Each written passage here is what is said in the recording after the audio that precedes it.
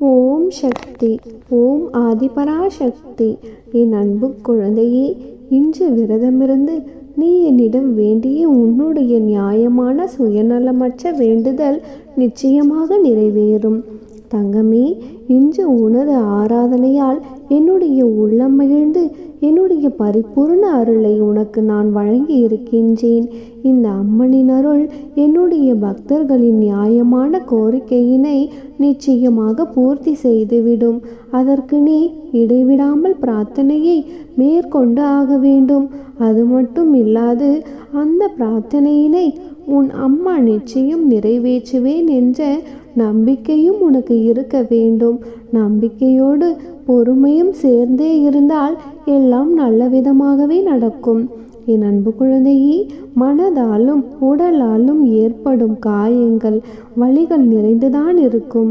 ஆனால் அது கொடுக்கும் அனுபவங்கள் வாழ்க்கையில் பல வழிகளை வகுத்து கொடுக்கக்கூடியது. குழந்தையே, நேர்மறையாக சிந்தித்து செயல்படும் பொழுது இந்த நிலையும் மாறிவிடும். இந்த உலகிலுள்ள அனைத்து ஆத்மாக்களும் உடலை மட்டும் பலப்படுத்துவதால் எந்தவித பயனும் இருக்க போவதில்லை.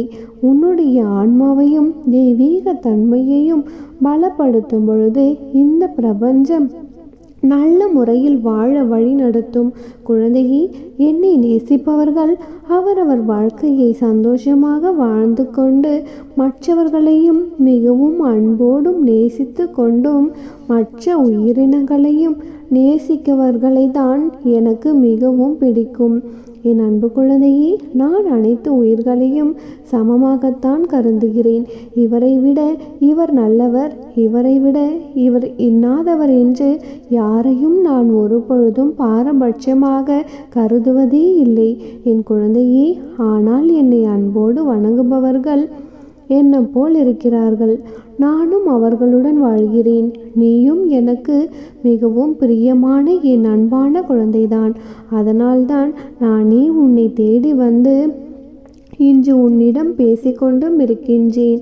உன் அம்மனை தவிர வேறு ஒன்றும் இல்லை என்ற பாவனையை மனதில் நிறுத்தி என்னுடைய சொற்களை நம்பிக்கையோடு உன் ஆர்வத்தை என் மீது திருப்பு. என்னையே லட்சியமாக எடுத்துக்கொள். உனக்கு நிச்சயமாக சுபம் விளையும். என் அன்பான குழந்தையே, உன்னால் சாதிக்க முடியாத செயல்கள் என்று எதுவும் இருப்பதாக ஒரு பொழுதும் நீ நினைத்து கொண்டிருக்காதே. எந்த சூழ்நிலையிலும் தளராத இதயம் உள்ளவர்களுக்கு இந்த உலகில் முடியாததென்று எதுவுமே இருக்க போவதில்லை. குழந்தையே, எப்பொழுதும் எந்த சூழ்நிலையிலும் எதற்கும் தயாராக இருக்க கற்றுக்கொள். ஏனென்றால் ஒரு நாள் உனக்கான நல்ல வாய்ப்புகள் உன்னை தேடி நிச்சயமாக வரும். என் அன்பு குழந்தையே, இதுதான் நிதர்சனமான உண்மை. இதுவே உலக நியதியுமே கூட. உன்னுடைய வேண்டுதல் என் செவிகளில் கேட்கப்பட்டுவிட்டது. அது நிச்சயமாக நிறைவேறியே தீரும். உடனே நிறைவேறும் என்று எப்பொழுது நிறைவேறும், இன்னும் எத்தனை காலம்தான் நான் காத்து கொண்டே இருக்க வேண்டும் என்று அவசரப்பட்டு விடாதே குழந்தையே. விதைத்த உடனேயே அறுவடைக்கு தயாராக இருக்க வேண்டும் என்பது எப்படி முடியாதோ அப்படித்தான் நீ வேண்டியது உடனடியே பழிக்க வேண்டும் என்று நினைத்து கொண்டிருப்பதும் உன்னுடைய வேண்டுதல் கேட்கப்பட்டு விட்டது. அதற்கான வழிகள் உருவாகி கொண்டே இருக்கிறது. அது ஏற்ற காலத்தில் எல்லாமே சுலபமாக சுமூகமாக முடியும் என்பதை என்னிடம் நீ வேண்டிய உடனேயே தெரிந்து கொள்ள வேண்டும். என் அன்பு குழந்தையே, உன்னுடைய கடின உழைப்பின் மூலமாக நீ உன்னுடைய வாழ்க்கையின் உயர்நிலையை அடைவாய். உன் நம்பிக்கை ஒரு பொழுதும் வீண் போகாது. உனக்கு உதவி தேவைப்படும் பொழுது அம்மா என்று கூப்பிட்டு விடு. நான் எங்கிருந்தாலும் உனக்காக ஓடோடி வந்து விடுவேன். உன்னுடைய எண்ணங்கள் அனைத்தும் நிறைவேறும். இப்பொழுது உன்னுடைய மனதில் நான் கூறிய இத்தனை நன்மைகளும் உன்னுடைய வாழ்க்கையில் நடக்குமா என்ற சந்தேகம் வந்துவிட்டதல்லவா குழந்தையே? எல்லாம் முடிந்தது போல் இருக்கிறதே. இதற்கு மேல் உனக்கு கிடைக்குமா? நீ நினைத்தது நடக்குமா?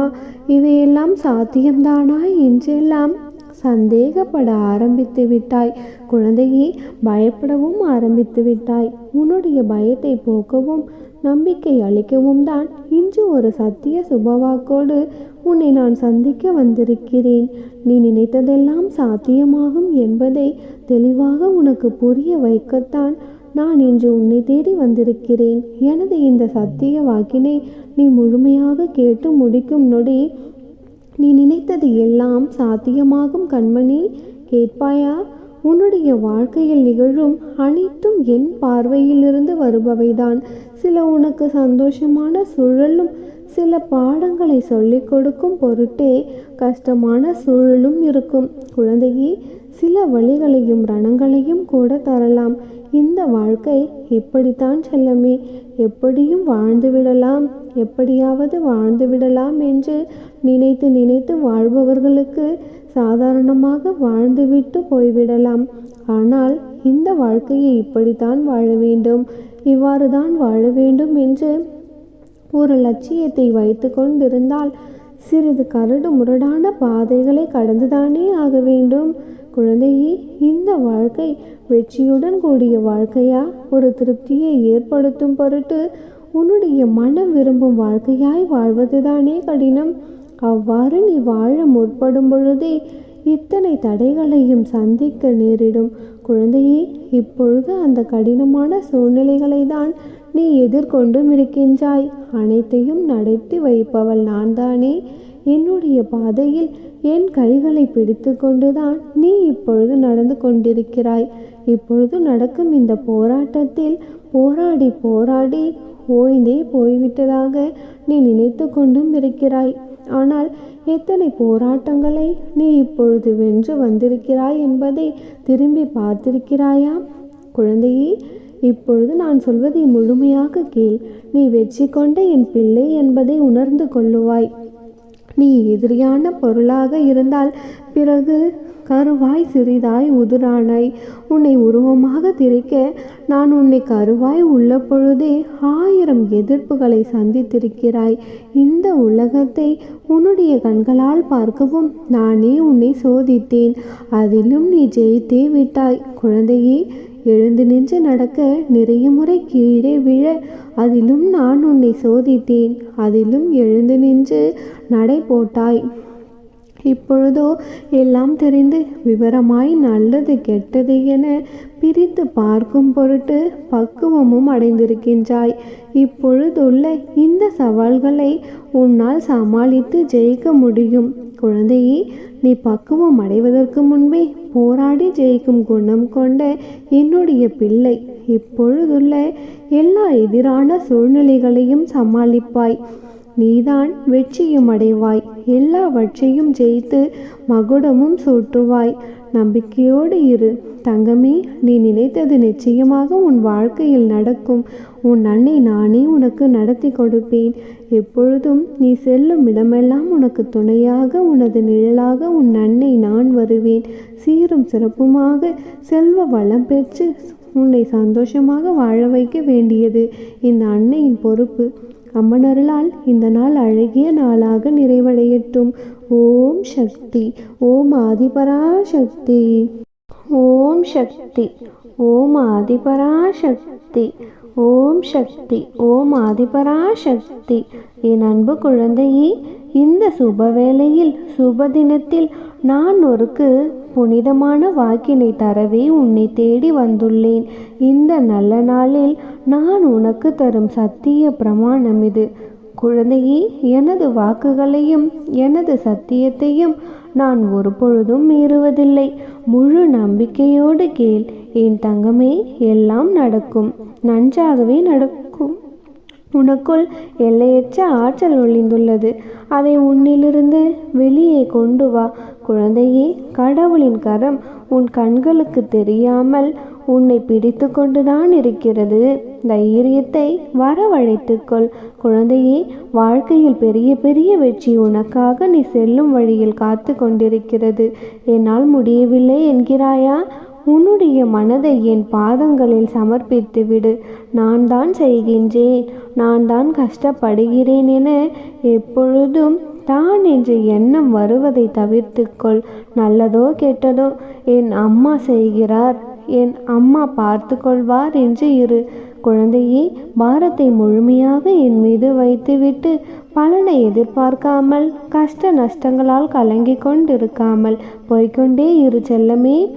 என் பிள்ளைகளை கஷ்டங்களிலிருந்து மீட்டெடுக்க வேண்டும் என்று தீர்மானம் செய்து கொண்டே நான் உனக்கு சில வாக்குறுதிகளையும் தந்திருக்கின்றேன்.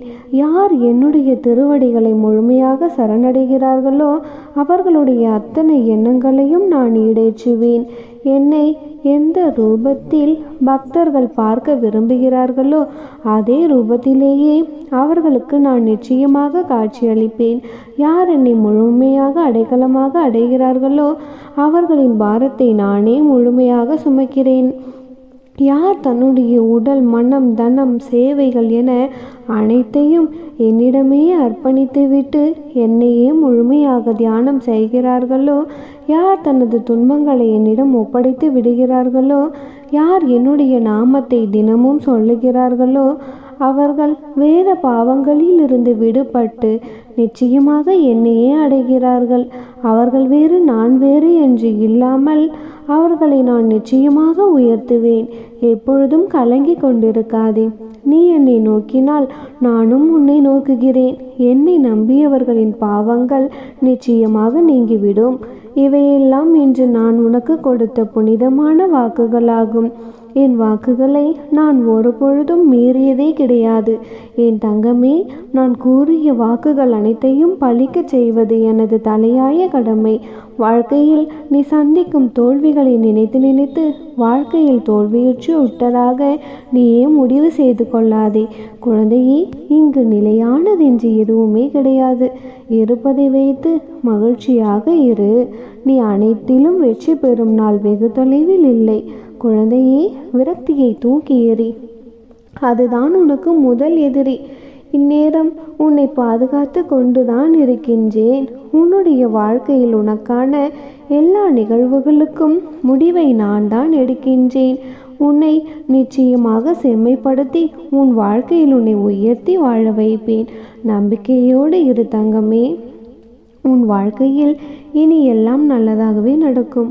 அம்மன் அருளால் நீ வேண்டியது விரும்பியது அனைத்தும் உன் கைகளில் வந்து சேரும்.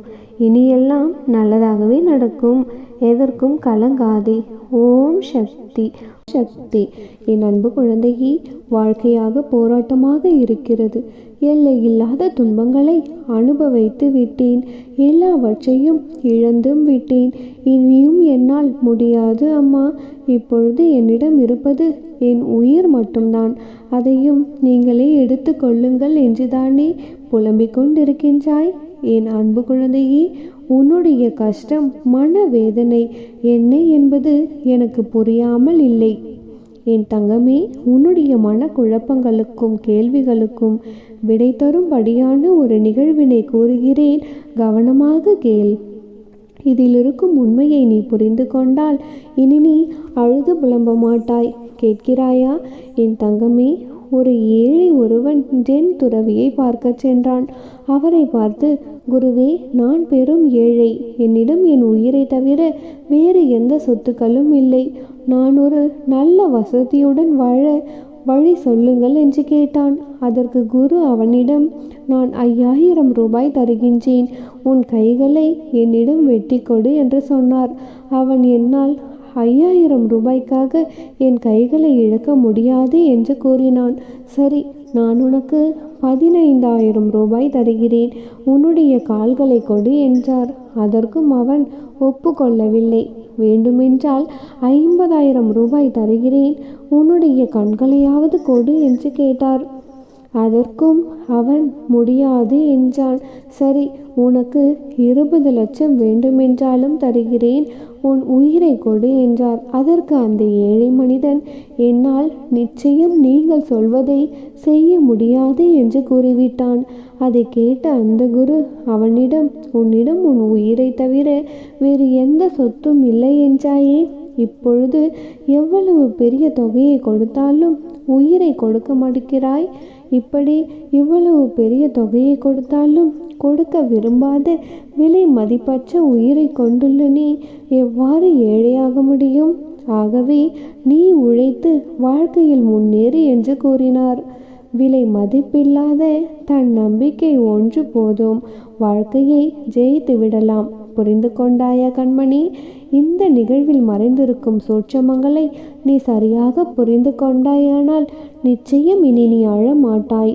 என் தங்கமே, உனக்கு கிடைத்திருக்கும் இந்த அழகான வாழ்க்கை எத்தனை பேருக்கு கிடைக்காமல் உன்னை விடவும் கஷ்டங்களை அனுபவிக்கிறார்கள் என்பதை என்றாவது யோசித்து பார்த்திருக்கிறாயா? விலை மதிப்பில்லாத சொத்து உனக்கு கிடைத்திருக்கிறது. ஒன்றை மட்டும் நன்றாக புரிந்து கொள். இந்த வாழ்க்கையில் கஷ்டங்களும் நிரந்தரமில்லை, கஷ்டப்படுத்தியவர்களும் நிரந்தரமில்லை. நிரந்தரமில்லாத இந்த உலகத்தில் காயங்களை நினைத்து கலங்காதே. எல்லாவற்றையும் கடந்து வா. நாளைய உன் வாழ்க்கையை சிறப்பாக மாற்றுவது இன்றைய உனது எண்ணங்களும் செயல்களும் தான். எனவே நல்லதையே நினைத்து நல்லதையே பேசி நன்மையை மட்டுமே செய்து கொண்டு வா. உன்னுடைய வாழ்க்கை சர்வ யோகங்களும் சகல யோகங்களும் பெற்று சந்தோஷமாக மாறும். நம்பிக்கையோடு இரு, நிச்சயம் நல்லதே நடக்கும். ஓம் சக்தி பராசக்தி. ஓம் சக்தி பராசக்தி.